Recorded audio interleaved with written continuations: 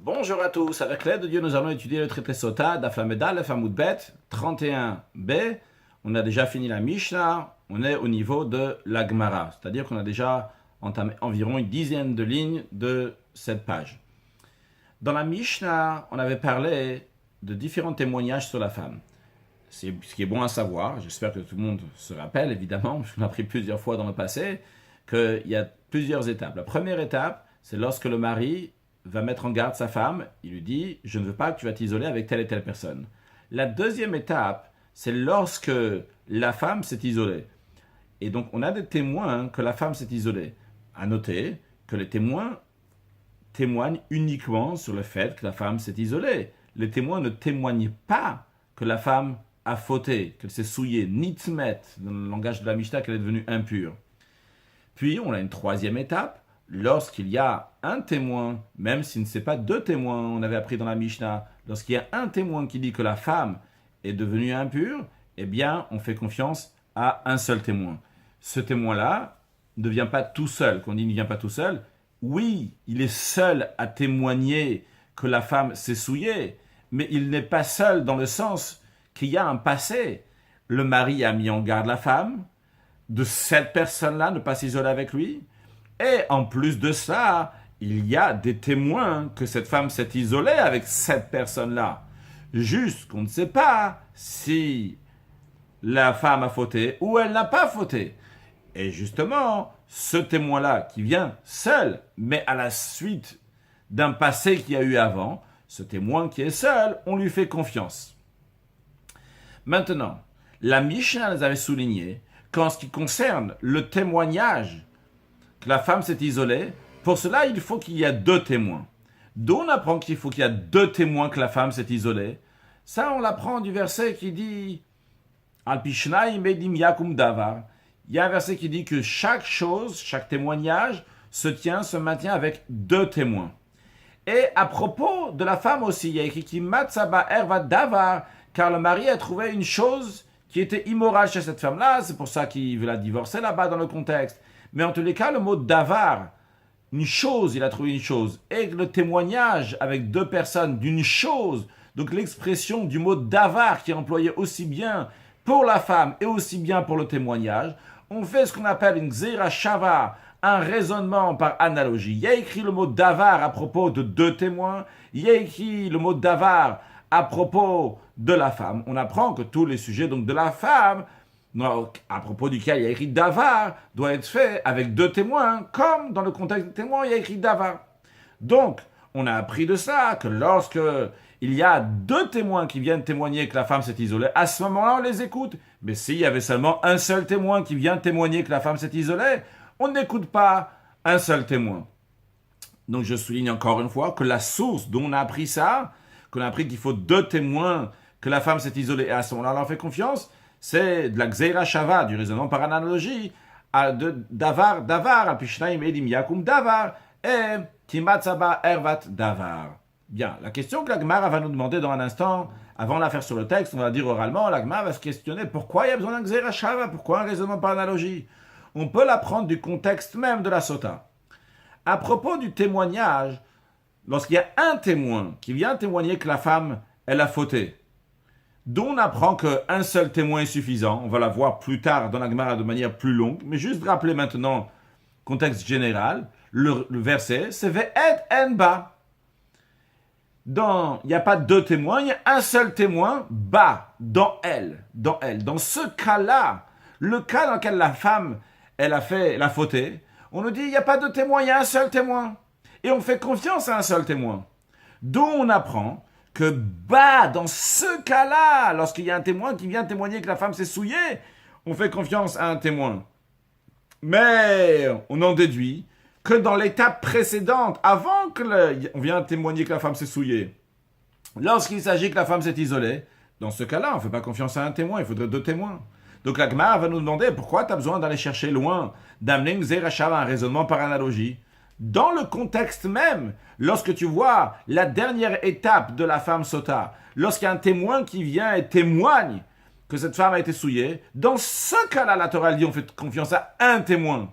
Je peux déjà en déduire que dans l'étape précédente de la sota, je devrais avoir 2 témoins. Donc pourquoi faire la Xerashava de Davar Davar? Sur le texte l'Agmal demande Hai Talmud Lomar Kimat Davar. Ça, on a dit qu'on apprend qu'il faut 2 témoins du fait qu'il y a écrit Erva Davar. Donc on a fait la Xerashava de Davar Davar. Pourquoi il y a besoin de cette Xerashava? Pourquoi ce raisonnement par analogie? Talmud Lomar Ba. Le verset il dit lorsque la femme elle s'est souillée, dans ce cas-là on fait confiance à un témoin. Un témoin d'où on déduit que dans ce cas-là on fait confiance à un témoin lorsque la femme s'est souillée, velo bekinouï. Et non pas lorsque le mari met en garde sa femme, qu'on ne se contente pas d'un témoin, il faut que le mari mette en garde sa femme devant 2 témoins. De même, on apprend que dans ce cas-là, lorsque la femme s'est souillée, on dit qu'on fait confiance à un témoin, velo bistira, et non pas lorsque la femme s'est isolée. Mi bael, et c'est ça qu'on aurait dû ramener comme preuve. Rashi, velo bekinouï cholo. Le maïtzer xerashava. Pourquoi on a besoin d'un raisonnement par analogie? Haktiv gabetuma, il est écrit à propos de l'impureté. Ve'ed enba. Il n'y a pas de témoin dans elle, dans ce cas-là, dans cette étape où elle s'est souillée. Ou mi'utaou. C'est une exclusion pour nous dire ba'ed echad ne'eman. Dans ce cas-là, que la femme s'est souillée, on fait confiance à un témoin. Ve'lo be'edut acheret, et non pas dans un autre témoignage. Donc, dans ce cas-là, va'av yala edut stira kisha kol eduyot shebatorah. Donc, il s'agit que la femme s'est isolée, c'est comme tous les autres témoignages qui sont dans la Torah, qui a besoin de 2 personnes. Donc pourquoi il y a besoin maintenant, on aurait pu apprendre donc du verset même de Ve'eden Ba, qu'on déduit que uniquement lorsque la femme s'est souillée, il y a besoin, on peut se contenter d'un témoin, mais lorsque la femme s'est isolée, il faut 2 témoins, donc pourquoi tu me ramènes la Xerashava? La Gemara répond, Hachina mikama, c'est en effet, c'est ça ce que le Tana voulait dire. Ici, il faut apprendre la Mishnah de manière de Chassur et Micha, c'est qu'il manquait des mots dans la Mishnah. Il faut dire comme ça. Talmud Lomar Ba. En effet, comme tu viens de le dire, ta question c'est une bonne question, tu as raison. On apprend bien du contexte même de la sota, vu que uniquement lorsque la femme sota s'est souillée, on dit qu'on se contente d'un témoin. Donc j'en déduis que que uniquement dans cette étape, lorsqu'elle s'est souillée, on fait confiance à un témoin, et non pas dans les étapes précédentes, lorsque la femme a été mise en garde, ou bien lorsque la femme elle s'est isolée. Dans ce cas-là, il faut 2 témoins. Ça, c'est clair, on apprend du contexte même de la sota. Et après, la Mishnah voulait nous dire encore une chose, que vetuma be'alma, une femme qui s'est souillée, en général, quand on dit en général, ça veut dire qu'il n'y a pas eu d'avertissement, il n'y a pas eu de mise en garde, je ne veux pas que tu t'isoles avec telle personne. Juste comme ça, une femme qui s'est souillée, qui s'est souillée, blokinu blostir. Il n'y a pas eu de mise en garde devant 2 témoins. Il n'y a pas eu 2 témoins qui témoignent que la femme s'est isolée. Ah, peut-être je vais penser qu'on fait confiance à un témoin, de la même manière que dans la sota on voit qu'on fait confiance à un témoin. J'aurais pu penser que dans un autre cas, dans un cas où il n'y a pas eu de mise en garde, où il n'y a pas eu d'isolement, de témoins qui témoignent que la femme s'est isolée, il y a juste un témoin qui vient et dit « j'ai vu que cette femme s'est souillée ». Eh bien, j'aurais pensé qu'on lui fait confiance. Alors la Mishnah veut nous dire, en général, dans un autre cas, dans un autre contexte, si ce n'est pas le contexte de la sota, une femme s'est souillée, d'où on sait de l'omeim anadechat qu'on ne fait pas confiance à un témoin, minalan, d'où on sait. La réponse elle est Nemakan davar, nemanalan davar. Justement, on a besoin de la Xerashava, parce qu'il est dit ici, donc à propos des témoins, à propos de la sota, il est dit, à propos de la femme, il est dit davar, à propos des témoins, il est dit davar. Mal et al bishneid, de la même manière que là-bas, c'est avec 2 témoins. Parce que la Torah dit Pishnaim et Miakum davar, Afkam, ici aussi, dans ce cas-là, la femme, elle s'est souillée, il n'y a pas plus de détails, on ne sait pas, maintenant, il n'y a pas eu un passé, on ne fait pas confiance à un témoin, on fait confiance uniquement à 2 témoins. Rashi, vetuma be'alma. Et l'impureté en général, c'est-à-dire Edechat she'id alisha. Donc il y a un témoin qui a témoigné sur une femme shelokin la bala. Son mari n'a pas mis en garde cette femme de ne pas s'isoler avec elle. Mais le témoin est venu vers Ama, il a dit nitmet. Elle s'est souillée. Minayin de l'omeheiman. D'où on sait qu'on ne fait pas confiance à un seul témoin.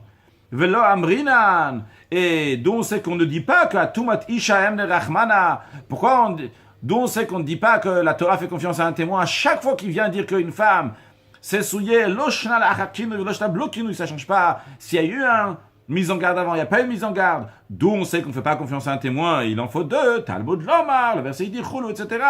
La Xerashava de Davar Davar. Et quand est-ce que la Torah fait oui confiance à un témoin? Quand est-ce que la Torah fait confiance à un seul témoin? Lorsque la femme s'est souillée, après qu'il y a eu une mise en garde. Et en plus, la mise en garde, via Shedestira. Shnaim, il y a deux témoins qui témoignent que cette femme s'est isolée. Et à la suite de ça, il y a déjà un passé, et après, Vedmeit Nitmet, et il y a un témoin qui vient témoigner que la femme s'est souillée, Sheraklaim la Davar. Il y a des pieds à la chose, là. Il y a une base, il y a un passé. Le mari a déjà vu qu'il y avait quelque chose ici qui n'allait pas avec cette personne-là, il avait averti. Et les personnes, il y a des témoins qui ont vu l'avertissement, et des témoins qui ont vu que la femme s'est isolée. Et un témoin, il arrive. Dans ce cas-là, et uniquement dans ce cas-là où il y a eu tout ce passé, on fait confiance à un témoin. Rashi rajoute encore un point. Pour quelqu'un qui étudie la paracha de Sota, donc le traité dans la paracha de la Torah, il peut avoir une question. Qu'a priori, on dit que la femme s'est rendue impure, et après on dit que le mari l'a mise en garde. Alors Rashi dit, Père Kama, dans le premier chapitre de Sota, Pachina, on demande la question vers Aktiv Kinu Batar Aktiv. Lorsqu'il dit, la Torah parle de mettre en garde, que le mari met en garde la femme, c'est après ça, après qu'on nous raconte que la femme a déjà fauté. Alors, au Mishanin, là-bas on dit, Ve'avartiv shekvar avar. Rachid dit, non, t'inquiète pas, la Balagma dit que l'expression de Ve'avar alavruar kina, qui est passé sur le mari un esprit de zèle, donc de s'occuper de sa femme, de lui dire de ne pas s'isoler avec telle personne, le mot Ve'av veut dire que c'était déjà passé au mari, c'est que le mari avait déjà averti sa femme, et à la suite de ça, donc il y a eu la femme qui s'est souillée. Bien, donc en d'autres mots, on a la réponse à notre question. En effet, du contexte même de la sota, on peut déduire que la stira, lorsque la femme elle s'isole, pour cela il y a besoin de deux témoins. Pourquoi la Mishnah nous parle de deux témoins? C'est pour nous dire qu'en général, dans d'autres cas, si la femme s'est souillée, uniquement deux témoins peuvent témoigner pour que l'on fasse confiance. Il y a un seul qui vient, alors qu'il n'y avait pas eu auparavant le passé, donc de la mise en garde et de l'isolement, que deux témoins témoignent de cela. Et il y a un témoin qui vient et dit, la femme s'est souillée, on ne lui fait pas confiance. Continuons. La Mishnah avait dit, Ed Omer Nitmet. La Mishnah avait dit que s'il y a un témoin qui dit que la femme Nitmet, elle est devenue impure, contre un autre témoin qui dit Lo Nitmet, que la femme n'est pas devenue impure, eh bien, Haïta Shota, la femme buvait, dans notre mot, c'est-à-dire qu'on remet les choses à zéro. Comme Rashi nous avait expliqué, on l'avait vu dans le cours précédent lorsqu'on a appris la Mishnah, on met un témoin contre un témoin, eh bien, ça fait zéro. Donc, en d'autres mots, on reste toujours dans notre doute. Est-ce que cette femme s'est souillée ou pas? Et vu qu'on a un doute, on dit la femme va boire les eaux d'Asota. Comme ça va nous clarifier la situation. Donc, là, la Gemara s'arrête sur les mots Ed Omer Nitmet. Il y a un témoin qui dit que la femme est devenue impure. Alors, comme on vient de le voir jusqu'à présent, que la Torah ici a fait une exception, on fait confiance à un seul témoin, bien qu'en général, la Torah exige toujours qu'il y a deux témoins. Deux témoins, des hommes qui vont témoigner. Et là, la Torah fait confiance à un seul témoin.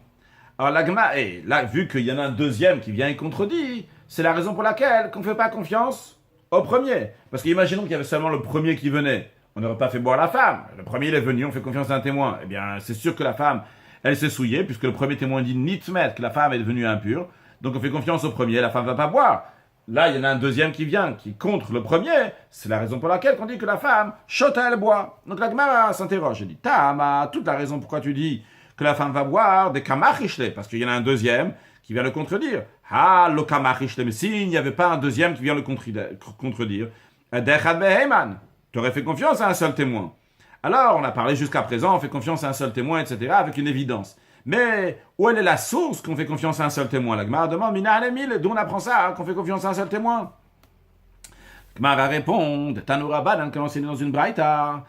La Braïta ramène le verset de la Torah qui dit que Ve'ed enba, qu'il n'y a pas de témoin pour cette femme. À noter que la suite du verset Ve'ed enba, qu'il n'y a pas de témoin, la suite du verset est dit que cette femme-là n'a pas été forcée. Pourquoi je ramène la suite du verset? Parce que le fait qu'il y a la suite du verset qui dit que cette femme n'a pas été forcée, ça veut dire on comprend très bien que la Torah parle d'un cas, qu'on est sûr et certain qu'il y a eu quelque chose. Cette femme-là a eu une relation. La question est, est-ce qu'elle a été forcée ou pas? La Torah nous dit, Vehilon lonit pas ça. Cette femme-là n'a pas été forcée. Mais en même temps que la Torah nous dit que cette femme n'a pas été forcée, donc il y a une évidence que quelque chose a été fait, cette femme a fauté. Et elle nous dit, Ve'eden bar, il n'y a pas de témoignage. Donc, ce qui pousse à dire, la Braïta nous dit, Bishnaim akatuv medaber.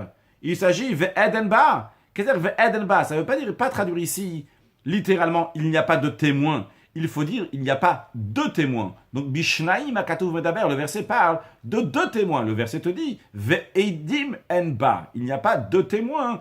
Il y a un seul témoin.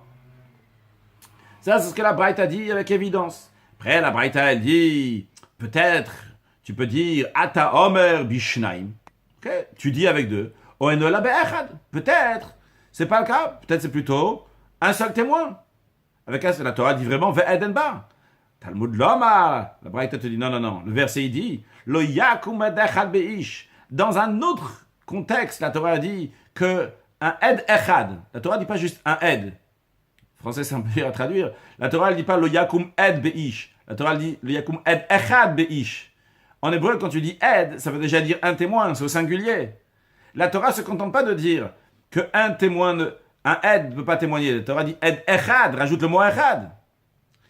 C'est pour ça que la Braïta précise, le verset, elle dit Mimash vashanem ar lo yakum ed. Du fait qu'il y a écrit déjà qu'un témoin ne peut pas témoigner ed tout court, eni yodea shehu echad. Évidemment, je sais que ed c'est au singulier, c'est un seul. Ma talmud lomar echad. Pourquoi la Torah a besoin de rajouter le mot ed echad en rajoutant le mot echad? Seulement, zebanaav. Ici, la Torah vient t'apprendre un principe. C'est une source pour tous les autres endroits de la Torah. Que quoi? Que comme ma comme shenamar ed. Qu'à chaque fois que la Torah va te dire ed tout court, sans te dire ed echad, arikan shnaim. Il s'agit de deux témoins. En autre mot, la Torah parle d'un témoignage. Un témoignage, c'est avec deux témoins. Donc à chaque fois que la Torah elle dit ed tout court, ça veut dire qu'il y en a deux, parce qu'on parle d'un témoignage. Et lorsque la Torah elle te parle d'un seul témoin, elle te le soulignerait.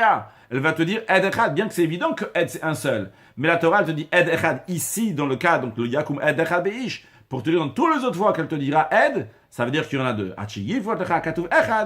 Et s'il y en a un seul, la Torah te dira clairement, il y en a echad, il y en a un seul. Maintenant, en ce qui nous concerne, dans notre contexte à nous de la Sota, il y a écrit ve'ed en-ba. Donc, ve'aba rachaman, la Torah dit, tirel edba. La Torah dit, il n'y en a pas deux témoins ici dans ce cas-là, el achad, seulement un seul. Ve'ilonit pas ça. Et cette femme-là, donc, n'a pas été forcée. Et on va t'apprendre qu'on écoute ce seul témoin-là, et vu qu'elle n'a pas été forcée donc, dans son propre gré, c'est la raison pour laquelle que Asura, c'est la raison pour laquelle que cette femme, elle va être interdite. Dans la Gemara demande, vu que d'après la Torah, on fait confiance au premier témoin. Le premier témoin, il est considéré comme deux témoins. On fait confiance à 100% de son témoignage lorsqu'il dit que sa femme s'est souillée. Donc lorsque lui, il vient, le premier témoin, il vient, et il dit, Nitmet, elle est devenue impure.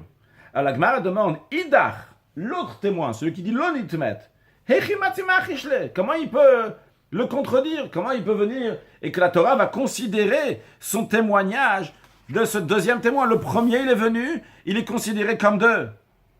Le deuxième, il est considéré comme un. Donc, comment le deuxième peut contredire le premier qui est comme deux? En autre mot, comment un témoin peut contredire deux témoins? Puisque le premier, il est deux. Alors, comment on peut le contredire? Et la Gemara explique sa question. Voilà que il a dit. À chaque fois que la Torah fait confiance à un seul témoin, Arikan Shnaim, c'est considéré comme si il y avait deux témoins. Et donc, s'il y a deux témoins, on ne peut pas prendre en considération les paroles d'un témoin lorsqu'il y en a deux. Donc, c'est une question. Comment la Mishnah peut dire que quand il y en a un contre un, Shota, le premier, il a dit Nitmet, il est deux. L'autre, il vient, il dit Lo Nitmet, n'est pas devenu impur.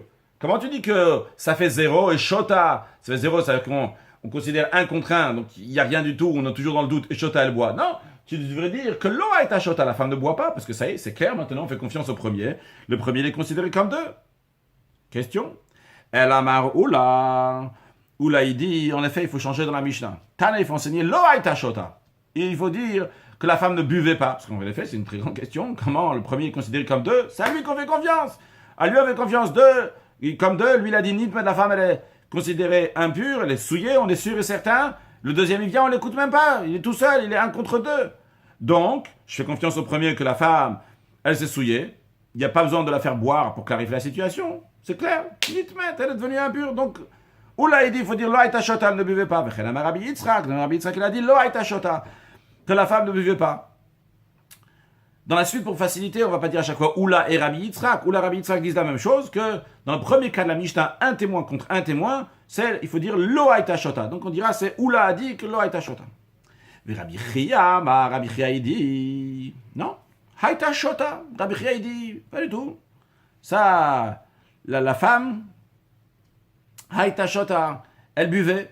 Donc il maintient. La Gemara demande, le Rabbi Chia caché de Oula. Pour Rabbi Chia, il y a une question, il y a une difficulté qui vient des paroles de Oula. Que Oula il a dit qu'à chaque fois qu'on fait confiance, pas le fait que Oula il a dit Loïta Shota, l'enseignement de Oula, que chaque fois qu'on fait la Torah, elle dit un témoin, on lui fait confiance comme deux. Il y a un Rashi, on va le faire dans un instant, je vais faire d'abord un peu de la Gemara après avant de faire du Rashi. Donc, le Rabbi Chia caché de Oula, il y a question, donc Oula il a dit qu'à chaque fois que la Torah il fait confiance à un témoin, c'est comme si tu en avais deux. Alors, si celui-là il est deux et celui-là il est un, comment ça se fait que Rabbi Chia il dit que Haïta Shota elle boit, tu devrais faire confiance à celui qui est venu en premier, qui dit que Nitmet, elle est devenue impure. C'est lui qui a raison, Nitmet. Et donc, le Haïta Shota, pourquoi toi Rabbi Chia tu dis que Shota? Rabbi Chia il dit, c'est pas une question. Lo kasha, kam bevatachat, kam bezeacharze. C'est pas une difficulté. Dans la Mishnah, lorsqu'on dit que Shota, elle boit, pourquoi? Parce que tout simplement, ils sont venus ensemble. Quand ils sont venus ensemble, un contre un, vrai la Torah elle fait confiance à un, mais le premier il est venu, et torque de Dibour, alors que le premier il est en train de dire Nitmet, elle est devenue impure, il y a un autre qui est venu, il dit Lo Nitmet, elle n'est pas devenue impure. Alors lorsqu'ils sont venus les deux en même temps, eh bien, Haïta Shota, elle boit. Donc Rabbi Chia, il te dit, c'est la raison pour laquelle que dans la Mishnah, on dit un contre un. Shota, la femme, elle boit, parce qu'ils sont un contre un. Par contre, par contre, dans l'enseignement de Oula, lorsqu'on dit que la Torah elle fait confiance à un témoin, c'est que le premier est venu, il a témoigné au tribunal. Une fois qu'il a témoigné au tribunal, eh bien, le tribunal a encaissé, a bien pris son témoignage. Il dit très bien, la femme est nitmet. Et après, un deuxième, il vient plus tard. Ah, lorsqu'un deuxième, il vient plus tard, eh bien, à ce moment-là, on dit, la Torah elle a déjà fait confiance au premier. Et donc, on ne fait pas confiance au deuxième. Alors, voyons les Rashi. Halo machishle cholo. Alors Rashi va nous expliquer ici pourquoi la Gemara a choisi de nous dire qu'on fait confiance à un témoin d'une partie de la Mishnah et pas de l'autre. Qu'est-ce que cela veut dire? Lorsque la Gemara veut demander la question pourquoi on fait confiance à un témoin, avant ça, la Gemara nous ramène de la Mishnah où est-ce qu'on voit qu'on fait confiance à un témoin? Quelle preuve la Gemara nous ramène? La Gemara nous ramène, regarde, le premier cas, c'est un témoin qui dit nitmet et un témoin qui dit lo nitmet. Et toi tu dis bon, on va mettre à égalité, et c'est la raison pour laquelle que la femme elle va boire parce qu'elle est en doute. Mais c'est uniquement parce qu'il y a un deuxième témoin qui dit lo nitmet. Mais s'il y avait seulement un seul témoin et qui dit nitmet, j'aurais dit je fais confiance à un seul témoin. Mais la question qui se pose pour Rashi, c'est pourquoi la Gemara a eu besoin de ramener un cas comme ça pour qu'on a besoin de déduire qu'on fait confiance à un témoin. La Gemara aurait pu dire, regarde, au début de la Mishnah, Daf Lamed Aleph Amud Aleph, à la 4e ligne de la Mishnah, il y a écrit Amar Edechad Aniriti Yashenit Metlo Haïta Shota. S'il y a un témoin qui dit j'ai vu qu'elle est devenue impure, la femme ne boit pas. Donc tu vois clairement qu'on fait confiance à un seul témoin. Pourquoi tu as besoin de ramener ah, je déduis que j'aurais fait confiance au premier témoin. Alors Rashi va nous expliquer ça sur le texte. Who a dit de même qu'en effet, il aurait pu demander la question sur le début de la Mishnah de Katan Behedia, dans laquelle on enseignait clairement, sans déduction, on entendait clairement que si un témoin il dit je l'ai vu qu'elle est devenue impure, elle ne boit pas. Alma Meheman, donc on voit qu'on lui fait confiance. Alors pourquoi il a ramené de la suite de la Mishnah dans laquelle on dit un témoin et un témoin? Je dis que s'il n'y avait pas le deuxième témoin, j'aurais déduit le premier. Rashi nous dit, la Mishnah de Bael, Kshuya, là, vu que dans la suite de la Gemara, on veut demander une question sur cela, qui machish le mayave. Et alors, si l'autre il le contredit, Haem le Rachman le Haïdaman Nitmet, la Torah fait confiance au premier qui a dit qu'elle est impure, qui est bêtée, donc il est considéré comme deux. Vaveleha de machish lechad, et le deuxième il est seulement un seul. Ve'en varav shelech amakamshtaim et un. Les paroles de un ne sont pas considérées lorsqu'il y en a deux. C'est la raison pour laquelle on a pris ce cas-là. J'explique. En effet, on aurait très bien pu prendre le début de la Mishnah, pour dire un instant, hey, il y a écrit un témoin il dit que Nitmet, on lui fait confiance. D'où on apprend qu'on fait confiance, d'où on sait qu'on fait confiance à un seul témoin. Et on aurait donné la réponse très bien. Mais après, lorsque on voudrait demander une deuxième question sur la fin de la Mishnah, vu qu'il y a un témoin contre un témoin, alors tu lui fais confiance au premier témoin, n'est-ce pas? Alors comment le deuxième peut le contredire? Et là, on aurait dû ramener encore une fois une partie de la Mishnah.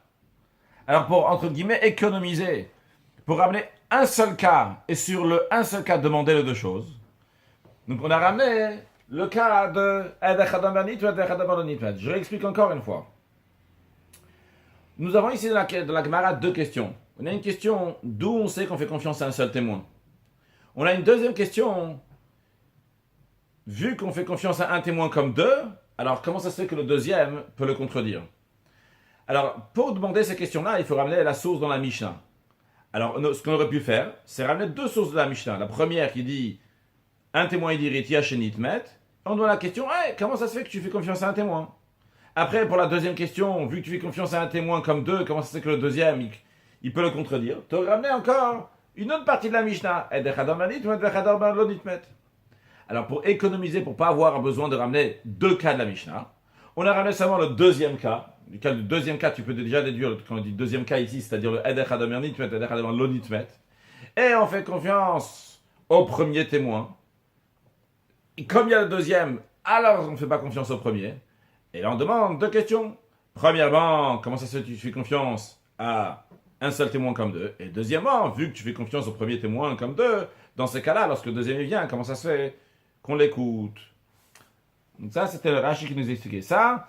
Après, toujours dans Rashi, donc on était passé à la partie de la Gemara qui nous dit que Oula nous enseigne que quand il y a un témoin avec un Shnaim, il y en a deux, ou Kishnaim, c'est-à-dire qu'il est comme deux. Et on avait dit que c'est la raison pour laquelle que Oula va changer la version dans la Mishnah.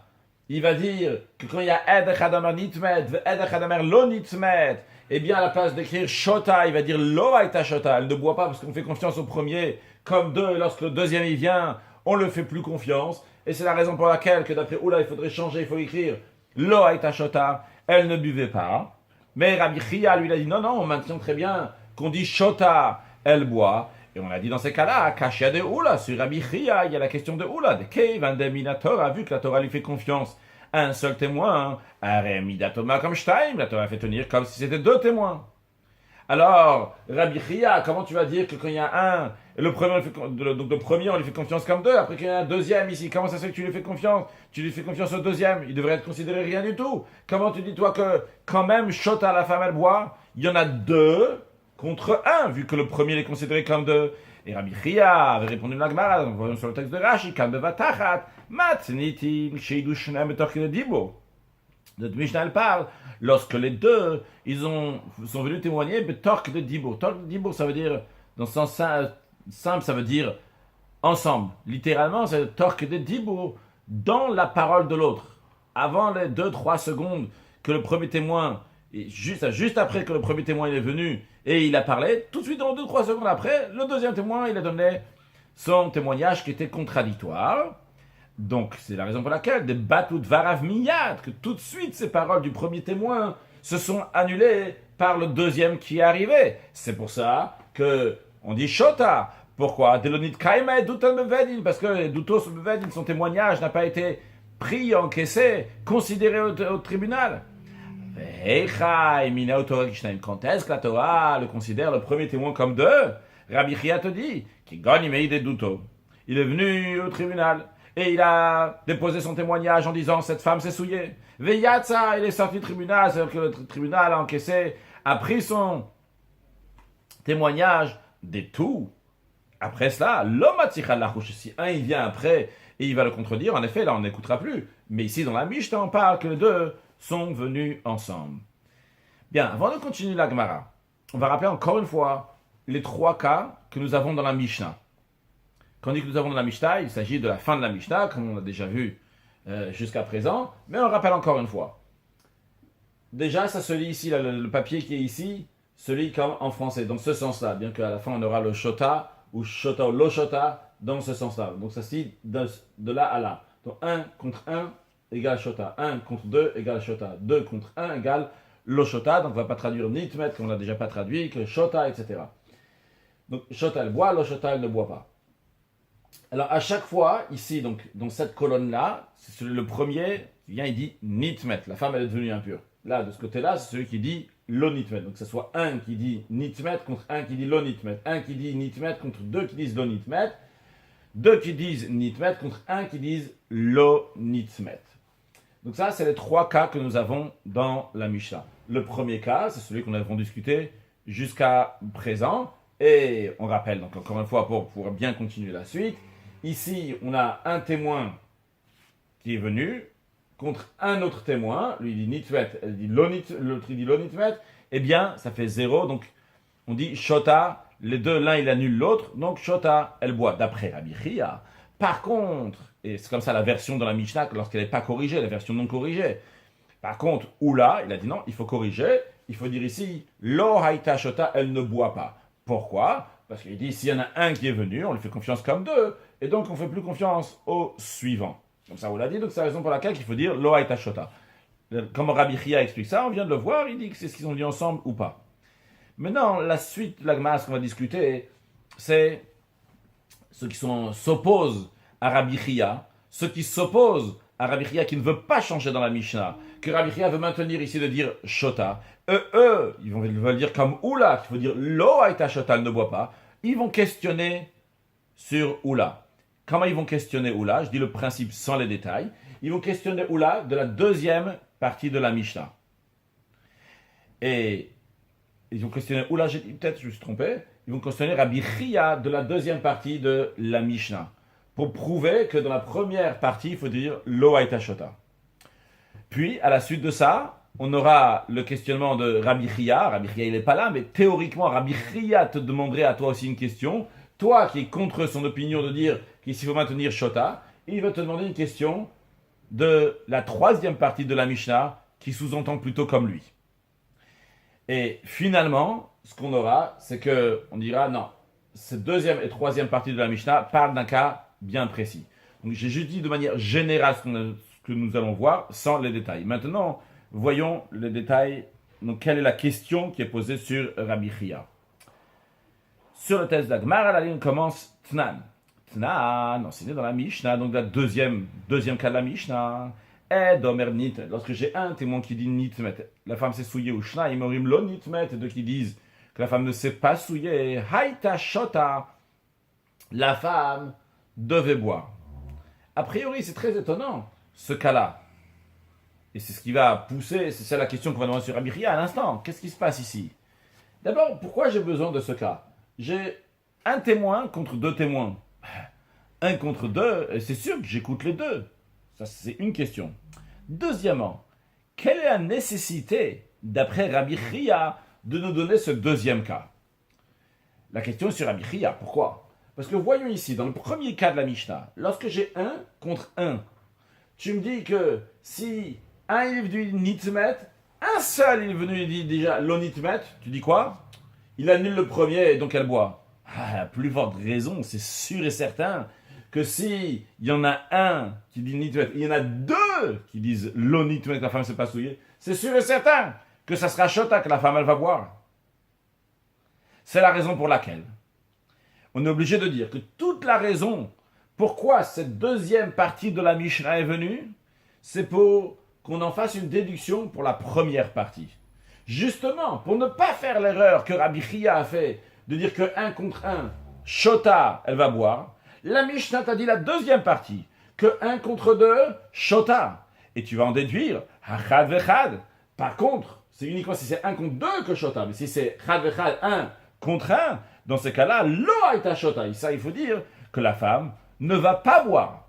C'est-à-dire que vu que c'est évident que 1 contre 1, 1 contre 2, shota elle boit, tu es obligé de dire que la raison pourquoi la Torah nous dit, pourquoi la Mishnah nous dit, la deuxième partie de la Mishnah, que 1 contre 2, la femme va boire, c'est pour que tu vas faire une déduction. Tu vas dire, c'est vrai, la deuxième partie de la Mishnah, j'en ai pas besoin, elle n'est pas nécessaire pour elle-même. Parce que 1 contre 2, c'est sûr et certain que d'après la majorité, je vais écouter les deux. Ah, pourquoi elle est venue cette deuxième partie de la Mishnah? Elle n'est pas inutile. Elle est là pour que tu vas en faire une déduction pour la première partie de la Mishnah. Pour dire, la première partie de la Mishnah, quand c'est 1 contre 1, lo haïta shota. Dans ce cas-là, elle ne boit pas, parce que le premier, je lui en fais confiance comme deux. quand j'arrive à la deuxième partie de la Mishnah, j'ai dit, tiens, celui-là, le premier, j'ai fait confiance comme deux, mais il y en a deux contre lui. Dans ce cas-là, Shota, on va voir. Et pour pas faire l'erreur, je répète, pour pas faire l'erreur que Rabbi Chia a fait de maintenir dans la Reisha, dans la première partie de la Mishnah, de dire Shota elle boit, on te dit cette deuxième partie de la Mishnah pour te clarifier et que tu puisses en faire une déduction pour le premier. En deux mots, toute la raison pourquoi la Mishnah a dit cette deuxième clause, cette deuxième partie, que 1 contre 2, Shota, c'est pour que tu en déduises que dans la première partie de la Mishnah, 1 contre 1, Lo Haïta Shota, elle ne buvait pas, ce qui est donc Tshuvta de Rabbi Chia, ce qui est une question sur l'ancien Rabbi Chia qui veut maintenir 1 contre 1, on dit que quand même Shota, elle boit. Voyons sur le texte de Rashi. Hachad vechad, mais 1 contre 1. Al-Kochach Lo Haïta Shota Tana Bereisha, t'es obligé de dire que dans la Reisha, quand c'est 1 contre 1, c'est sûr que tu dis Lo Haïta Shota, elle ne buvait pas. Pourquoi?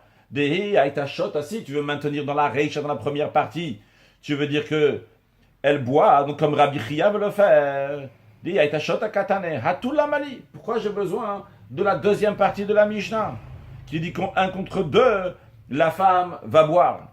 Hashta Bechad Aveachasha, si déjà 1, il contredit le 1, c'est considéré une bonne contradiction et donc Shota, la femme va boire. Tremi Baya, est-ce que tu as besoin de me dire s'il y en a 2 qui sont contre 1 que dans ce cas-là, Shota, Pshita, c'est évident qu'elle va boire. Vu que lorsqu'il y a un qui dit quelque chose et il y en a 2, c'est évident que tu vas écouter les 2. Donc tu es obligé de dire qu'au matnitin, notre Mishnah, c'est-à-dire le deuxième cas de la Mishnah, les diyukadidatanale, il n'est pas venu enseigner le cas lui-même que 1 contre 2, elle boit, parce que ça c'est évident que tu vas écouter la majorité. Seulement quoi? Il est venu pour qu'on va en faire un diou, qu'on va en faire une déduction. Parce que si tu veux me dire que c'est pour enseigner ça même, le cas lui-même que 1 contre 2, on écoute les 2, pshita, c'est évident, de l'oïd stérique, il n'y a pas besoin de m'enseigner ça. Ce qui oblige à dire, encore une fois, que c'est pour nous dire ici, Shota, c'est pas pour nous dire ici Shota, mais c'est pour nous déduire que dans le cas de 1 contre 1, lo haïta Shota, et c'est une question sur Rabbi Chia.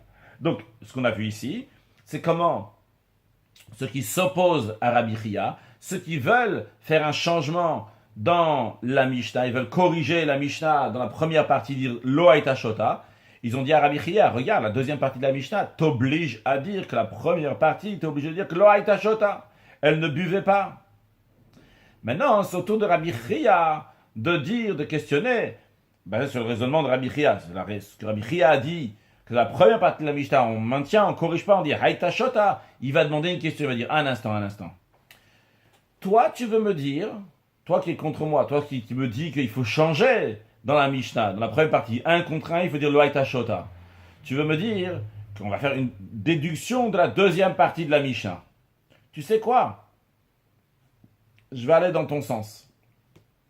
Voyons ensemble la troisième partie de la Mishnah, et tu vas voir, dans ton raisonnement, la troisième partie de la Mishnah est une preuve pour moi. Je dis oralement l'idée, après on va voir sur le texte. Rabbi Chia, il dit, tu dis que c'est évident à chaque fois qu'il y a 2 contre 1, on écoute les 2. Très bien, je suis d'accord avec toi. Et tu déduis que 2 contre 1, c'est comme ci, comme ça, mais si c'est 1 contre 1, ça sera différemment. Alors regarde là, la troisième partie de la Mishnah. On en a 2 qui disent nitmet. On en a un qui dit lo nitmet, elle n'est pas devenue impure. Qu'est-ce que tu me dis? Vu qu'on fait confiance aux 2, lo haïta shota, elle ne boit pas. Mais pourquoi elle ne boit pas? Parce qu'on est d'accord, parce qu'ils sont 2 contre 1. Mais un instant, Rabbi Chia dit à ses opposants, Rabbi Chia dit, imaginons que ce n'est pas 2 contre 1. 1 contre 1, qu'est-ce que tu vas me dire? Haïta shota, elle boit. Regarde, on a fin de la Mishnah, on a bien dit. 2 contre 1, lo haïta shota. Mais imaginons que c'est 1 contre 1, on aurait dit haïta shota, donc ça me convient bien. Ça va bien pour moi que 1 contre 1, haïta shota. Donc, si tu veux aller d'après ton raisonnement, que à chaque fois qu'on nous dit que 1 contre 2, 2 contre 1, c'est pas nécessaire de nous le dire parce que c'est évident qu'on écoute toujours la majorité. C'est uniquement pour faire une déduction pour la Reisha, pendant la première partie de la Mishnah, de ne pas faire d'erreur. Eh bien, je vais dans ton sens. Et dans ces cas-là, ça sera contradictoire. La précision que tu vas faire d'ici sera contradictoire avec la précision que tu as fait de la deuxième partie. C'est la précision que tu as fait, la déduction que tu as fait la deuxième partie, c'est 1 contre 1, lo haïta shota. Mais la déduction que tu vas faire la troisième partie, c'est que 1 contre 1, Haïtashot, elle va boire. Ce qui n'est pas possible de dire que la Mishnah va se contredire en faisant ces déductions-là. C'est la raison pour laquelle que Rabbi Chia, je m'avance un peu, je dis oralement sans expliquer, c'est pour ça que Rabbi Chia va nous expliquer, ou la Gemara va nous expliquer, que pour Rabbi Chia, il faudra expliquer que ces deux derniers cas, donc le deuxième et troisième cas, parlent d'un cas bien précis, ce qu'on appelle les psoule eidut, dans des edim qui ne sont pas cachers. Mais avant d'arriver à ce que Rabbi Chia va nous dire, va nous expliquer comment il faut comprendre de quoi on parle dans cette Mishnah, on va d'abord voir la question de Rabbi Chia sur ses opposants et le Rashi. Alors, continuez sur le texte d'Agmara. Amar lecha Rabbi Chia te dira, Velitamer, d'après ta raison, d'après ton raisonnement, que toute cette Mishnah, là, la deuxième et troisième partie, sont inutiles parce qu'on parle à chaque fois de 1 contre 2 ou 2 contre 1, donc il y a une majorité contre une minorité, et que c'est évident qu'on écoute la majorité, donc c'est pas nécessaire de nous enseigner ça, c'est juste pour faire un diouk, pour en faire une déduction pour la Récha. Alors d'après ta raison, tu sais quoi? Ema Seifa. Disons, étudions ensemble, voyons la déduction à faire de la Seifa, de la troisième partie de la Mishnah. Shnaim omrim nitmet.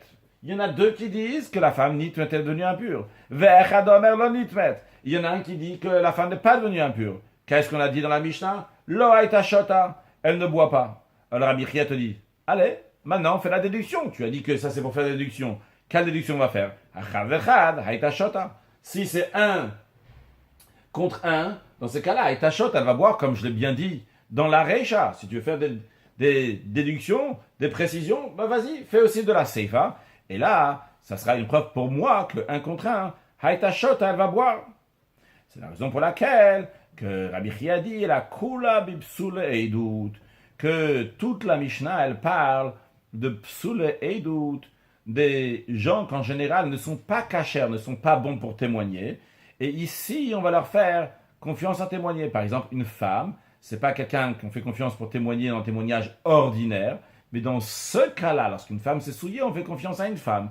De même, un serviteur, en général, on ne lui fait pas confiance pour témoigner. Mais dans ce cas-là, lorsqu'il dit que la femme s'est souillée, on le fait oui confiance. Et ce deuxième et troisième cas de la Mishnah parle en effet lorsqu'il y a des psoule eidut. De quoi s'agit-il? Avançons un peu dans la Gemara, vers Rabbi Nechemia, ça va d'après l'opinion de Rabbi Nechemia. De Tanya, c'est dans une braïta. Rabbi Nechemia dit, Kol makom shemina Torah edechad. Dans tout endroit que la Torah fait une exception, à la place qu'on fasse confiance à 2 témoins, la Torah dit on peut faire confiance à un seul témoin, eh bien, dans ces cas-là, Rabbi Nechemia te dit, Haler acharov deot, va d'après la majorité des opinions, des intellects, des gens qui à la base. C'est-à-dire qu'on ne va pas regarder maintenant c'est qui a témoigné, on va regarder combien de personnes ont témoigné. Vu qu'il n'y a pas donc de notion de témoignage comme d'habitude, ici tout le monde est cachère, tout le monde est apte pour témoigner, que ce soit quelqu'un qu'en général on prend son témoignage, ou que ce soit quelqu'un qu'en général ne prend pas son témoignage, eh bien, ils sont cachers. Et dans ces cas-là, ce qu'il faut voir ici, c'est la majorité des opinions, la majorité de ce qui a été dit, des intellects, des gens qui sont venus. Ça ne change pas c'est qui. Donc, les paroles de Rabbi Nechemia sont juste Kol makom shemina Torah dechad al chacharov deot, point. Il a dit que ça. Va d'après la majorité des intellects. La Gemara explique maintenant qu'est-ce que veut dire Rabbi Nechemia. Ve'asu shte nashim beish echad ki shnei anashim beish echad. Dans ce cas-là, comme on comprend les paroles de Rabbi Nechemia, c'est que vu qu'on va d'après la majorité des opinions, ça ne nous intéresse pas c'est qui est venu. C'est-à-dire, imaginons qu'il y a un homme contre 2 femmes, bien qu'en général les 2 femmes ne sont pas, leur témoignage n'est pas considéré. Ici, leur témoignage sera considéré comme 2 personnes et celui de l'homme comme une seule personne. Donc on a un homme contre 2 femmes. Et bien vu que les 2 femmes sont la majorité, on les écoute. Bien qu'en principe, ça devrait être un témoignage qui est 0, ce que les 2 femmes ont dit. Ici, vu que la Torah n'insiste pas, la Torah ne dit pas que ça doit être un témoin qui est cachère, eh bien on va d'après la majorité des opinions. Et donc, 2 femmes contre un homme, c'est comme 2 hommes contre un homme en général. C'est-à-dire qu'en général, s'il y a un homme qui donne un témoignage et il y en a 2 qui contredisent le témoignage d'un homme, on va écouter les 2. Eh bien ici aussi, lorsqu'il y a un homme qui témoigne quelque chose et deux femmes qui le contredisent, on va aller d'après la majorité, donc qui sont les deux femmes, et on va écouter ce qu'ils disent. Et c'est ça le chidouche, c'est ça qu'il y a de nouveau, l'innovation qu'il y a dans cette Mishnah, la particularité. C'est justement pour cet enseignement-là, pour nous dire que lorsqu'il y a deux témoins qui ne sont pas cachers, ici, donc, il y a un témoin cacher. Ici, je reprends la deuxième partie, oralement, la deuxième partie de la Mishnah, qui dit qu'il y a un témoin contre deux, la femme, elle boit. Qu'est-ce qu'il y a de nouveau dans ça? Qu'est-ce qu'il y a de particulier? Eh bien, Rabbi Chia te dit, c'est justement de ça qu'on parle ici. On parle d'un cas bien précis, qui est tout à fait chidouche. C'est quoi? C'est s'il y a un homme qui est cachère pour le témoignage, et à la suite d'un homme, il y a deux femmes qui vont contredire cet homme. Voilà, deux femmes qui vont contredire cet homme, toi tu vas dire, c'est pas important, deux femmes qui contredisent, parce qu'on ne leur fait pas confiance. Mais justement, vu que ici la Torah n'a pas demandé que le témoin soit cachère, eh bien même si le premier qui est venu c'était un homme, et après ces deux femmes qui sont venues, eh bien ces deux femmes enlèvent ce que l'homme a dit. L'homme avait dit nitzmet. Si on maintiendrait uniquement ce que l'homme a dit, que la femme s'est souillée, tu aurais dit que la femme ne va pas boire les eaux de la sota. Mais ici, il y a deux femmes qui sont venues. A priori, en général, tu aurais dit deux femmes, ils ne peuvent pas témoigner. Donc, on maintient que la femme, en effet, s'est souillée et elle ne peut pas boire, elle va pas boire les eaux de la sota. Eh bien, non. Vu que la Torah ici ne demande pas que ça soit un témoin cachère, alors là, on va d'après la majorité des opinions. Et lorsqu'il y a un témoin qui est cachère comme un homme et deux qui ne sont pas cachères comme deux femmes, eh bien, Shota, la femme, va boire. Parce que ces deux femmes-là enlèvent ce que le témoin a dit. Pourquoi? Parce qu'ils sont la majorité. Et de même, dans le troisième cas de la Mishnah, lorsqu'on a deux femmes qui disent que la femme elle est devenue impure, et on a un homme qui dit que la femme n'est pas devenue impure, j'aurais dit, un homme, c'est un témoignage, je fais confiance plus que les deux femmes. Eh bien justement non. La Mishnah te dit, on fait confiance aux deux femmes, vu que ici la Torah ne demande pas un témoignage cachère, on va d'après la majorité des opinions. Donc, je rappelle encore une fois que ça, les paroles même de Rabbi Nechem, est-ce que juste ce que Rabbi Nechem il a dit, il a juste dit que chaque endroit que la Torah fait confiance à un témoin, eh bien, on va d'après la majorité des opinions. Et c'est nous, la Gemara, qui a interprété l'explication de Rabbi Nechemia, qu'il s'agit de deux femmes contre un homme. Donc ici, dans le deuxième cas de la Mishnah, c'est c'est deux femmes contre un homme. Et dans le deuxième cas de la Mishnah, c'est un homme contre deux femmes. Et le principe, c'est le même. Alors sûrement, vous vous demandez à quoi ça sert, vu qu'on cherche maintenant à dire c'est quoi le chidouche dans chaque cas. Le chidouche dans le deuxième cas, le chidouche dans le troisième cas. A priori, c'est le même principe. Qu'on fait confiance à deux femmes contre un homme. Que ce soit dans le deuxième, il y a un homme qui est venu d'abord et après deux femmes. Que ce soit dans le troisième, lorsqu'il y a deux femmes et après un homme. C'est le même principe, qu'on fait confiance à la majorité, donc qui sont les deux femmes. Alors ça, comme Rashi va nous le dire tout de suite, t'inquiète pas, la réponse sera à la fin de la Gemara, à la fin du cours d'aujourd'hui. Voyons le Rashi Amar le Rabbi Chia Velitamer. Donc Rashi repart où on s'est arrêté dans la Gemara, lorsque Rabbi Chia va questionner ses opposants qui lui ont demandé une question de la deuxième partie de la Mishnah, en disant que tu es obligé de dire que la deuxième partie de la Mishnah est venue ici pour faire un diouk, pour faire une précision, une déduction pour le premier cas, parce que si c'est uniquement pour nous dire que un contre deux, on écoute les deux, c'est évident. Alors Rabbi Chia les a attaqués, entre guillemets, leur a dit, hey, si vous voulez aller dans ce raisonnement-là, voyons la troisième partie de la Mishnah. Et là aussi, tu vas me dire qu'il faut faire un diouk, mais cette fois-ci, la déduction va être pour moi, pour dire qu'en effet, 2 contre 1, lo haïta shota. Mais si c'est 1 contre 1, haïta shota, comme je l'ai dit, voyons sur le texte de Rashi.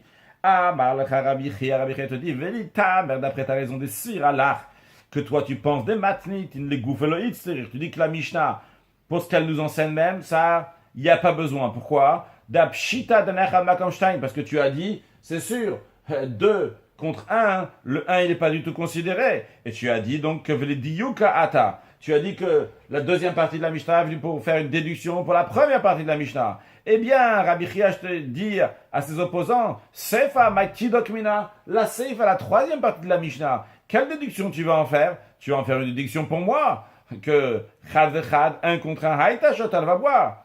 C'est la raison pour laquelle que Rabbi Chia dit à ses opposants, vous vous trompez, et la matinitin, l'olediukata. La Mishnah, la deuxième partie, la troisième partie de la Mishnah n'est pas venue pour faire une déduction pour la première partie de la Mishnah. Non, elle a la shmeinan higufa itzterir, pour nous enseigner ce qui est écrit même dans la Mishnah, cet enseignement-là. Pourquoi? Où est le chidouche ici? Qu'est-ce qu'on vient nous apprendre? C'est évident que 2 contre 1, on écoute les deux. Non, c'est pas évident. Pourquoi? Rabbi Chia dit Shnaim de katana. Lorsque la Mishnah elle parle de 2, bipsule edut kamar. On parle des gens qu'en général, on n'aurait pas fait confiance à témoigner. Tegod nashim, comme par exemple des femmes, ou avadim, ou des serviteurs. Ve'ashmeinan. La Mishnah vient nous enseigner quelque chose de nouveau. Que quoi? Dishte nashim mevatot divrei adechad. Que 2 femmes vont annuler les paroles d'un témoin. Et la Mishnah répète ça aussi bien dans le deuxième et le troisième cas. Ben Berisha, que ce soit au début. Ce que Rashi appelle ici le début, c'est le deuxième cas de la Mishnah. Lorsqu'il y a un homme contre 2 femmes plutôt contre un homme. Ou bien dans le deuxième cas, Ben Beisefa, que ce soit à la fin, donc il y a un homme contre 2 femmes. Le Chidush qu'on écoute les 2 femmes.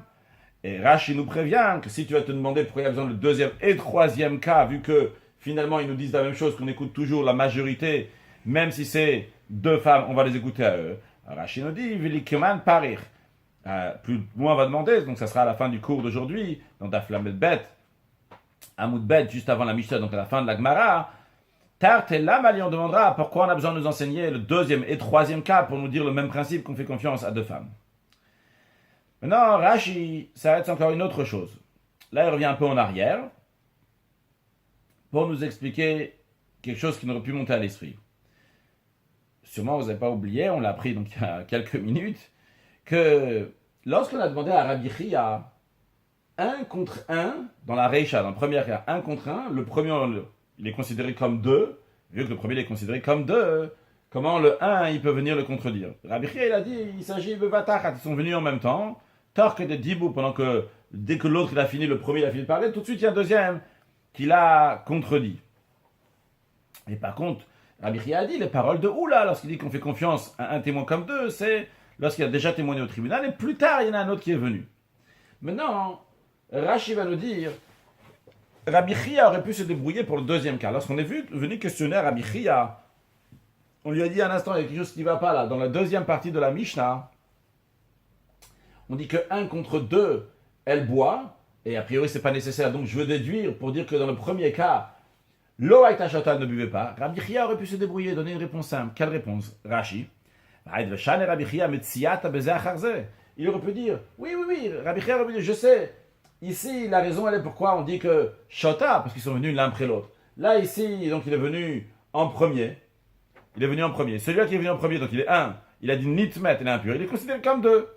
Après, une demi-heure plus tard, ou une autre fois, il y a encore 2 qui sont venus. Ah, là, vu que le premier il est considéré comme 2, alors après, les 2 qui viennent, et ils sont aussi que 2. Alors c'est 2 contre 2, c'est la raison pour laquelle, quand on remet à 0, Shota, Rabbi Chia, il aurait pu répondre ça. Que, comme dans les mots de Rashi, que Metsiata, celle du milieu, c'est le deuxième cas, Bezé Acharze, c'est l'un après l'autre. Pourquoi il n'a pas répondu ça? Rashi nous dit, Mishum de Kadayek Matnitin Bevatachat de Katane.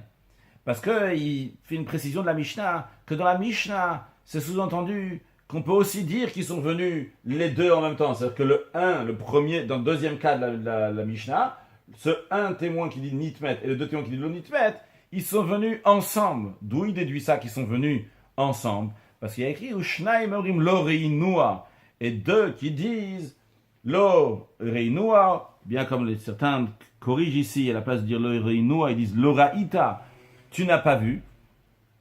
Le fait qu'ils viennent ensemble, ils disent Lo Raïta, tu n'as pas vu. Alma Badeada de Katu, sous-entendu qu'ils sont venus ensemble. Je tiens à souligner, ça sera bon pour la suite aussi, que quand Rashi nous dit ici qu'on peut déduire la Mishnah, qu'ils sont venus Bevat Achat, ils sont venus ensemble, ça exclut pas le cas qu'ils sont venus Bezé Acharze. Ça peut être aussi Bezé Acharze, que là ils sont venus l'un après l'autre. D'abord il y a eu le premier témoin qui est venu, et plus tard il y a les 2 témoins qui sont venus. Mais Rashi veut nous dire qu'Rabbi Chia n'a pas voulu répondre ça, parce que de la Mishnah, on peut très bien dire que ça parle aussi, et on voit que ça parle aussi, dans le cas que le 1 témoin qui dit Nitmet et les 2 autres qui disent Lo Nitmet, eh bien, sont venus ensemble. Parce que ne pas oublier ce qu'on avait appris dans le Rashi de la Mishnah, dans le cours précédent, à la fin du cours précédent, que lorsqu'il y a un témoin qui dit nitmet et deux témoins qui disent lo nitmet, de quoi s'agit-il? Il s'agit qu'ils étaient ensemble. C'est qu'ils étaient ensemble. Ils ont vu, il y a des témoins que la femme s'est isolée. Imaginons, elle s'est isolée à 13h. Et après, à 13h05, ils sont arrivés, lui, il dit, moi je suis arrivé à 13h05, nitmet, elle est devenue impure. Et les deux autres, ils disent, non, nous aussi on est arrivé à 13h05. Et lo nitmet, la femme elle n'est pas devenue impure devant nous, donc toi aussi tu n'as pas pu voir quoi que ce soit. Donc peut-être dans les 5 minutes d'avant, c'est pas ce qui s'est passé, donc Shotal, va voir. Mais, donc ils sont venus ensemble en tous les cas. Et toujours on dira que quand il y en a deux, la Torah ne fait pas confiance à un témoin, hein, s'il y a deux témoins. Continuons dans Rashi. Donc le Rashi, il est ici dans l'étape de la Gemara, lorsque la Gemara dit que Rabbi Chia est en train d'expliquer à ses adversaires que vous n'avez pas compris si la Mishnah parle tout à fait de quelque chose d'autre, elle parle de Psoul et Dout, de témoins qui ne sont pas cachers. Et ici, donc ça va d'après l'opinion de Rabbi Nechemia, la Mishnah va être interprétée d'après l'opinion de Rabbi Nechemia, qui dit que comme Shamina Torah, que tout endroit que la Torah fait confiance à un témoin, c'est-à-dire que la Torah a dit ce témoignage-là, il n'a pas du tout les règles de tous les témoignages de la Torah. Les faits, c'est la raison pour laquelle que dans ce cas-là, psulim ou ksherim shavinba, que ce soit ceux qui sont pas sous, soit ceux qui sont cachés, ils sont égaux, c'est exactement la même chose. Et va d'après la majorité qui témoigne sur le sujet. Et comme on l'a expliqué, donc l'explication des paroles de Rabbi Nechemia, que je souligne encore une fois, que Rabbi Nechemia a dit que Kol Makam Shemina Torah Dechad, à chaque fois que la Torah fait confiance à un témoin, va d'après la majorité des opinions.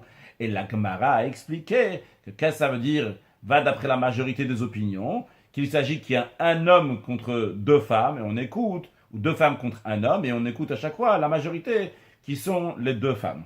Bien. Jusqu'à là, c'était une manière d'expliquer les paroles de Rabbi Nechemia pour expliquer les paroles de Rabbi Chia. Rabbi Chia, donc c'est lui qui a dit que tout parle de Psoul et Dout, des témoins qui ne sont pas cachers dans la deuxième partie et la troisième partie de la Mishnah. Et il a dit comme Rabbi Nechemia, la Gemara a interprété ce que Rabbi Nechemia voulait dire. Maintenant, ce qu'on va voir, Ve'ika de Amre, il y en a qui expliquent donc l'opinion de Rabbi Chia et celle de Rabbi Nechemia aussi, d'une autre manière. Pas comme on a vu jusqu'à présent. Pas qu'il y a deux femmes contre un homme, que là on dit d'après la majorité des opinions, mais qu'il y a deux femmes contre une femme. Donc en d'autres mots, non pas comme on l'a expliqué jusqu'à présent, qu'il s'agit donc de deux qui ne sont pas cachers contre un qui est cacher, mais la règle, et on parle uniquement de ceux qui ne sont pas, tous ne sont pas cachers. Voyons de manière plus précise sur le texte. Et donc il y en a qui disent, qui expliquent l'opinion de Rabbi Chia, à chaque fois qu'au début, le premier qui est venu, c'est un témoin qui était cacher. Donc un témoin, un homme par exemple, un homme qui est venu, il a témoigné. Il a dit, cette femme, elle est venue, elle s'est souillée. Le Beddin l'a dit, le tribunal a dit, oui, très bien, on a entendu ton témoignage, on le prend. Eh bien, à filou me'anashim dami, même si après 100 femmes qui vont venir, kadech adamian, ils seront considérés seulement comme un témoin, donc en d'autres mots, comme rien du tout, vu que le premier, il est considéré comme deux témoins, eh bien, même 100 femmes après, ils sont comme un témoin, et donc, ça n'aura pas de valeur pour enlever ce que le premier témoin a dit. Rashi, ve'ika de amre kol heicha de atel kashamika. Chaque fois que le premier qui est venu, c'est un témoin qui était cacher. Ve'amar nitmet, il a dit la femme s'est souillée, venit kabla et duto. Le tribunal a reçu son témoignage. Après, il y a même 100 femmes qui sont venues. Ça change rien. Ils sont considérés seulement comme un seul témoin. Donc le premier témoin qui est venu, la Torah lui fait confiance, est considéré comme deux. Et les paroles d'une personne, donc c'est 100 femmes comme une personne, ils ne sont pas considérés devant deux. Le premier qui est venu, qui était un homme, qui est considéré comme deux. C'est la raison pour laquelle que la femme ne va pas voir, si c'est un tel cas, que le premier qui est venu, il était cacher, on n'écoute aucun qui vient après. Dans notre Mishnah, De quoi on parle? On a bien dit que la Mishnah parle bipsoule et doute. La troisième partie de la Mishnah, on parle bipsoule et doute, qui ne sont pas cachers à témoigner. Très bien. On maintient qu'on parle bipsoule et doute, ceux qui ne sont pas cachers à témoigner. Mais on parle que tous ceux qui sont là, les 2 contre 1, le 1 contre 2 et le 2 contre 1, à chaque fois, tous ils sont pas sous le doute. Pas comme on a dit avant, que le 1 c'est un cachère et les 2 ne sont pas cachers. Ici, on parle que le 1 et le 2 ne sont pas cachers. C'est le 1 témoin et le 2 témoins ne sont pas cachers. Pas comme on a dit avant qu'il y avait un témoin qui était cacher et 2 qui n'étaient pas cachers. On parle que tous ne sont pas cachers. Et donc, sur le texte d'Agmara, ici de quoi on parle? Le premier qui est venu, donc le 1 qui est venu, c'était une femme, ou en tous les cas quelqu'un d'autre, donc qui n'est pas caché pour témoigner, et que le tribunal a écouté donc ce témoignage. Et il est d'accord donc de le prendre par principe. Mais après, il y a d'autres qui sont venus contredire le premier.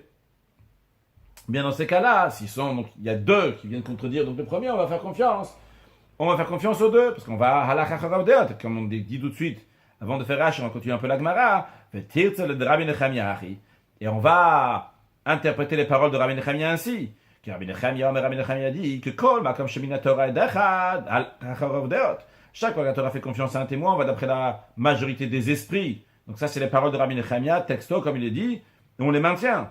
Mais l'interprétation qu'on a donnée sur les paroles de Rabbi Nechemia, avant on avait interprété qu'il s'agit de 2 femmes contre un homme. Ici, on ne va pas interpréter comme ça. On va dire 2 femmes contre une femme.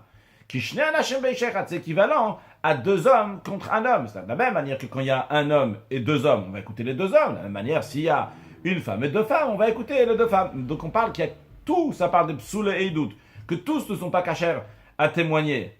Aval, shteinashim. Mais s'il y a 2 femmes qui se contredisent leur témoignage, il y a 2 femmes qui sont contre, mais ish echad, qui sont contre un seul homme, qui palgo palgadame, ça ressemblera à moitié-moitié, que c'est moitié-moitié, c'est comme s'il y avait un témoin contre un autre témoin. Que d'après Rabbi Chia, la halakha sera que s'ils ont témoigné les 2 en même temps, eh bien, shota, c'est-à-dire que s'il y a 2 femmes et un homme, donc, qui se contredisent, eh bien, on fera boire la femme, parce que c'est équivalent. Donc, ils vont contredire, attention, quand on dit 2 femmes contre un homme, c'est pas que si ça sera 4 femmes contre un homme, ça sera plus, ça va pas plus. Quand on dit 2 femmes, ça peut être 100 femmes aussi contre un homme, ça sera égal, à égalité. Et donc, la femme va boire, parce que on n'écoute ni l'un ni l'autre. Et, ni l'un ni l'autre. Les 2 se contredisent, donc on remet tout à 0. On a un doute encore si la femme l'a fauté ou pas. Et donc, la femme va boire. Alors, si le premier qui est venu, c'était un témoin cachère qui est venu, il vient et dit, la femme s'est souillée. Et après, il y a un autre témoin qui dit que la femme ne s'est pas souillée. On n'écoute pas, parce que le premier, on lui fait confiance comme 2. Encore une chose d'après Rabbi Chia, s'il y a 2 femmes qui vont venir pour contredire le premier, aussi on ne va pas écouter les 2 qui vont venir après, parce que c'est ce qu'on a à faire. Le premier est considéré comme 2, même il y a 100 femmes après, on ne les écoutera pas. Mais non, ça, peut-être je m'avance sur le Rashi, on va laisser Rashi parler encore un peu. Rashi nous dire tout. Voyons maintenant dans Rashi, en haut de la page, en haut à droite, on a passé à Daflamet Bet à Moudalev, ceux qui n'ont pas encore passé, ici de quoi on parle, de Katane Dechad, Omer Nitvet, lorsqu'on dit qu'un témoin il dit la femme s'est souillée, ou Shnaim Orim Lo Nitmet, et la femme, et 2 qui disent la femme ne s'est pas souillée, Haïta Shota, elle buvait. Donc le deuxième cas, donc on a ici, Vokim la Bepsoulei, dont on a dit qu'on parle que Bepsoulei, qui ne sont pas cachés à témoigner.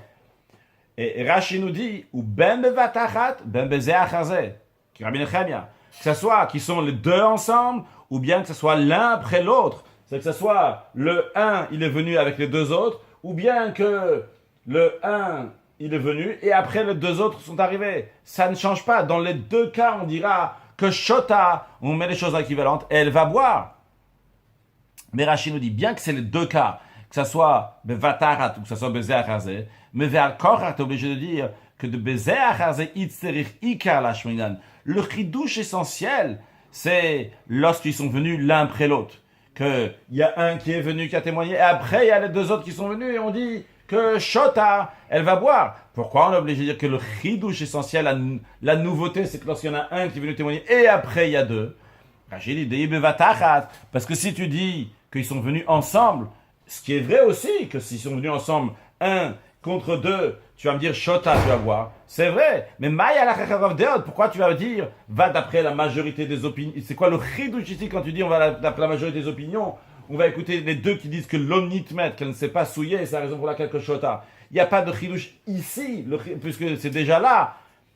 Même si c'est là un contre un, j'aurais dit aussi, ils viennent ensemble, Shota, la femme va boire. Donc, c'est vrai que si, dans le deuxième cas, il y en a un qui vient, il y a deux qui viennent, et ils se contredisent, parce que le premier il a dit nitmet, et deux ils disent l'onitmet, ils se contredisent, eh bien on écoute, on dit, ceux qui ont dit l'onitmet qu'elle ne s'est pas souillée, et Shot elle va boire. Mais s'ils sont venus ensemble, Rachid dit, il n'y a pas un chidouche dans ça, parce que déjà un contre un qui dit nitmet, et deux qui disent l'onitmet, et un qui dit l'onitmet, aussi Shota. Alors, bien, encore une fois je répète, bien que Bevatachat aussi, quand c'est un qui dit nitmet et deux qui disent nitmet shota, mais c'est pas ça le chidouche essentiel. Le chidouche essentiel, c'est lorsque c'est bzéacharze.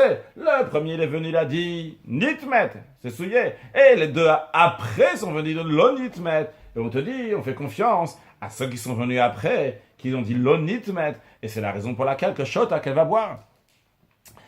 Et la behachi askinan. Donc de ça, c'est ça qu'on parle ici. Ici, de quoi on parle? Que le premier qui est venu, il a dit, et la femme s'est souillée. Ishavia, c'était une femme ou quelqu'un qui n'est pas caché à témoigner. Hilka, c'est la raison pour laquelle, que même si c'est l'un après l'autre, c'est que si c'est celui-là, donc c'était une femme en premier qui est venue du nitmet, et après plus tard, une demi-heure plus tard, une heure plus tard, un autre jour, il y a deux femmes qui sont venues, non, ils ont dit lo nitmet. Eh bien, à tout tâte, ces deux-là, ils viennent, au me vatlele, il annule.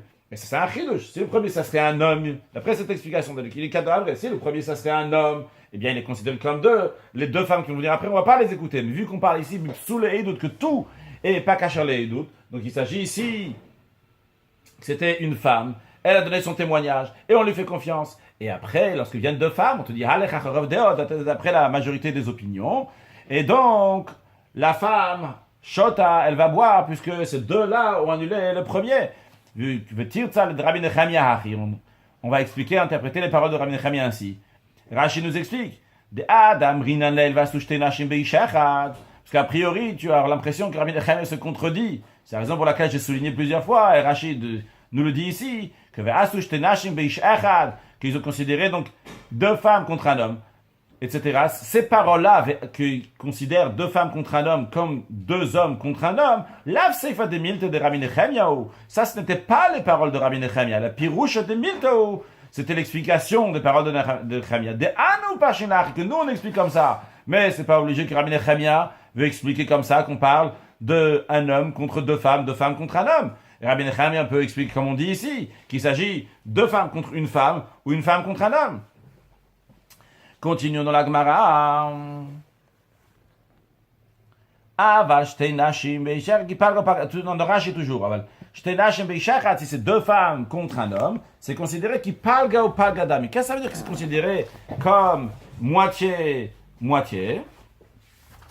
Rashi nous explique que l'homme qui chad vechal, comme un témoin contre un témoin. Ce que Rashi veut nous souligner ici, c'est que comme la Gemara elle a dit deux femmes contre un homme, c'est considéré moitié-moitié.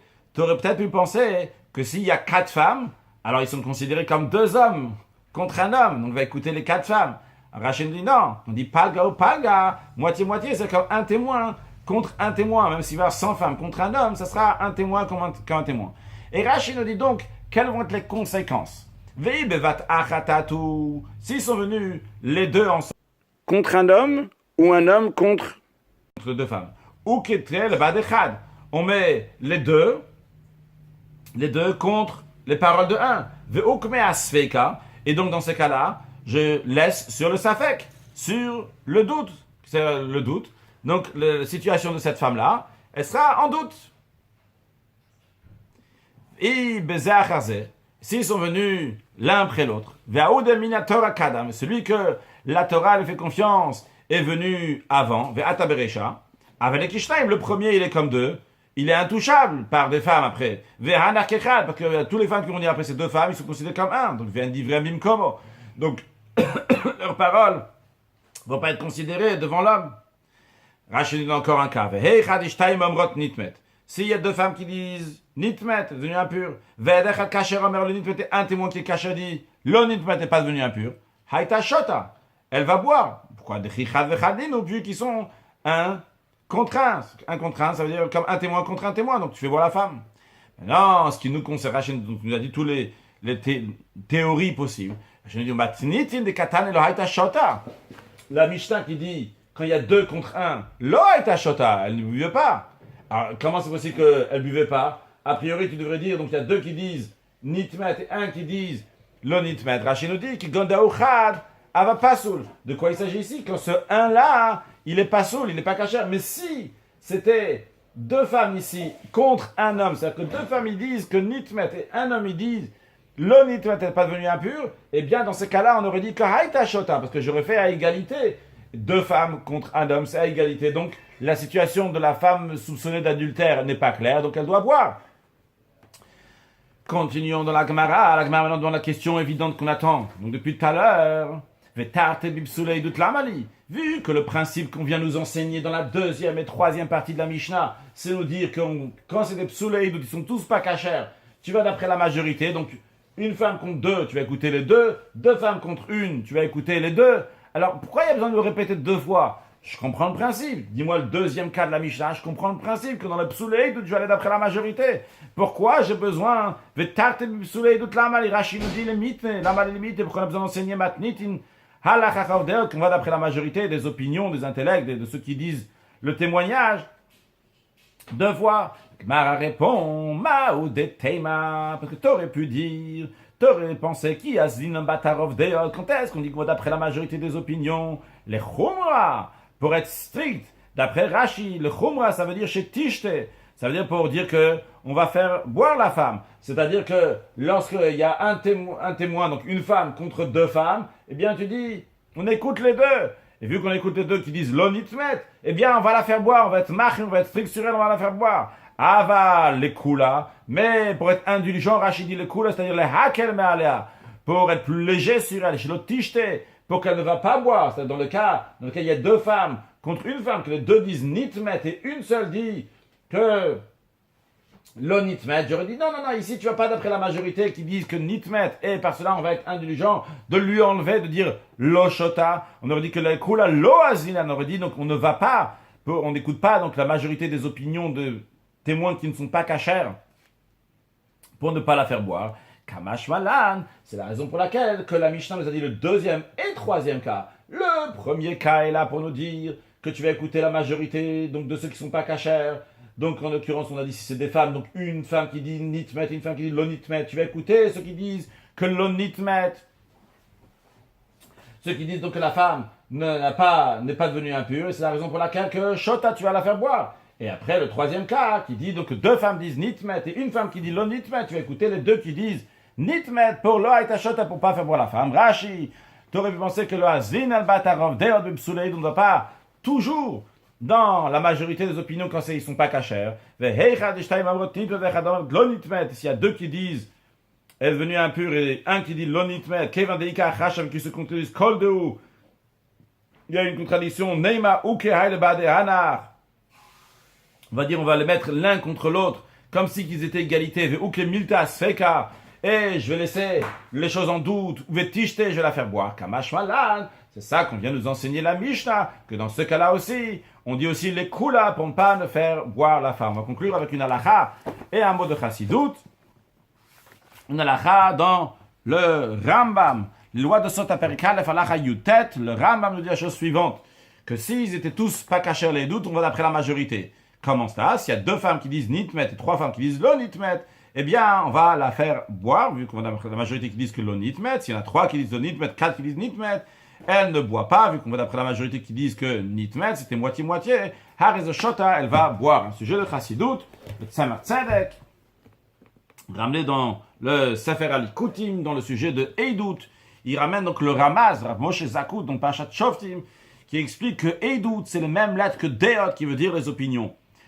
Edut, Deot, le Dat, on sait qu'il y a 3 facultés intellectuelles, Chabad, Chochma, Bina, Dat, et le Dat, il se partage en 2 parties, en Chesed et en Gvura. D'ailleurs, juste une parenthèse, la raison pour laquelle aussi qu'il y a 4 compartiments dans les tefilines de la tête qui représentent Chochma, Bina et Dat. Donc vous allez me dire, Chochma, Bina, Dat, c'est 3, en effet, mais le Dat, il est partagé en 2. Parce que dans le Dat, dans l'esprit, où aller, il y a aussi, on peut pencher plus vers le chesed, on peut penser plus vers la gvura, plus aller vers la bonté ou plus vers la rigueur. Donc dans le dat, il y a les 2 opinions. C'est la raison pour laquelle il y a écrit al pishneidim, qu'il faut avoir 2 témoins. Et bien, les sages disent qu'on a appris dans le cours d'aujourd'hui qu'à chaque fois qu'il y a écrit ed, ashnaim, à chaque fois qu'on dit un témoin, c'est comme s'il y en a 2. La Torah dit ed tout court, c'est 2 témoins. Pourquoi? Parce que quand on voit leur yichud, comme il se trouve dans le dat, eh bien là-bas, ils sont 1. Mais le dat, et après, les mitralek lishnaim, ils se partagent en 2. Puis le tzemach tzedek, donc ça, c'est ce que Rav Moshe Zakout dit. Quelques petits mots que j'ai rajoutés, comme les tefilin, etc. Maintenant, le tzemach tzedek explique ce sujet-là, basé sur ce qui est expliqué dans l'écoute Torah, qu'il y a 3 niveaux. Il y a le premier qui s'appelle Re'iyah Mamash, voir la divinité directement. Il y a un deuxième niveau qui s'appelle le Achoraim, ça veut dire c'est juste Yediat Ametziut. Tu vois pas le mahou, tu vois pas l'essence de la chose, mais tu connais la chose, tu es au courant de la chose. Quand je t'explique quelque chose que tu n'as jamais vu, je t'explique tout, tu connais la Ametziut, en tout cas tu vois le mahout, ça tu ne le sais pas. Et il y a un troisième niveau qui est la Emouna. Et il explique donc basé sur ça donc les versets, et il explique ce qu'on a la notion de il y a Memal et Kolal, mais Sove Kolal, donc Memal et Kolal sont des choses donc qui sont que la personne elle voit, etc. Mais le Sove Kolalmin, ça c'est des choses qui sont au-delà de tout ce niveau de divinité qui est uniquement lié avec la Emouna. Et pour cela, il faut un Edut. Le Edut c'est Deot. Pourquoi Torah Mitzvot sont appelés Edut, comme par exemple il y a le Luchot Edut, Edut Hashem Ne'emana, B'derech et Votecha, le langage de Edut. Donc, comme le témoignage qui témoigne donc, par 2 témoins sur quelque chose, que nous on n'a pas vu, mais par leurs témoins, on concrétise ça, par leur témoignage, on sait que c'est vrai, de la même manière aussi par Torah Mitzvot, c'est le Edut. Qu'est-ce qu'on fait? On prend les choses,